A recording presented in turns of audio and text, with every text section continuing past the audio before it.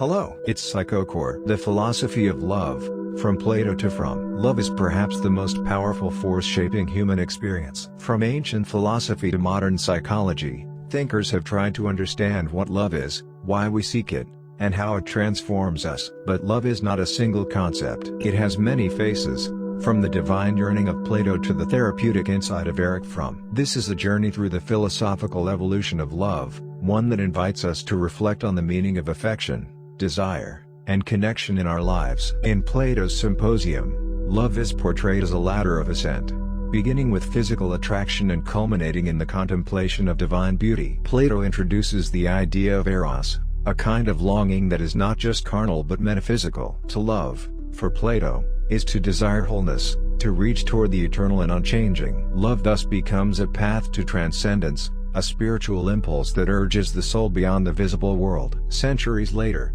Christian philosophy redefined love as agape, selfless, divine, and unconditional. Thinkers like Augustine emphasized the idea of loving God as the ultimate aim of human existence. Here, love was more about surrender than desire, an expression of humility, faith, and grace. Unlike Eros, Agape seeks not the self's fulfillment but the well-being of the other, even at great personal cost. Moving forward into the Enlightenment, philosophers began to treat love less as a divine mystery and more as a human phenomenon. Rousseau saw love as a natural instinct corrupted by society. Kant, on the other hand, struggled with love's irrational side, fearing that it could cloud moral judgment. For many Enlightenment thinkers, reason and duty were nobler than emotional entanglement, but it was in the 19th and 20th centuries that love returned as a central concern of existential and psychoanalytic thought. Søren Kierkegaard believed that to love truly is to commit oneself unconditionally, with all the risk and vulnerability that entails. Nietzsche saw love as a power struggle,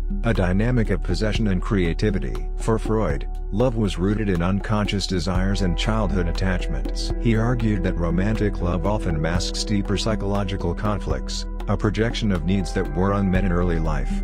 Fromm, a mid-20th century psychoanalyst and philosopher, synthesized many of these ideas into a profound theory of love as an art. In his book The Art of Loving, Fromm claimed that love is not a fleeting feeling but a practice, a skill that requires knowledge, effort, and discipline. He distinguished between immature love, which says I love you because I need you, and mature love, which says I need you because I love you. This distinction is crucial. For Fromm, true love involves care, responsibility, respect, and knowledge. It is not about possession, but about fostering growth, both in oneself and in the other. Today, in an age of dating apps, instant gratification, and emotional burnout, the philosophy of love remains as relevant as ever. The questions haven't changed. What does it mean to love? How do we know our love is real? Can love survive the weight of time, change, and imperfection? Perhaps the most radical insight comes from integrating the various perspectives. Love is not just a spiritual longing or a social construct. It is both a psychological need and an ethical choice. It can be a source of suffering,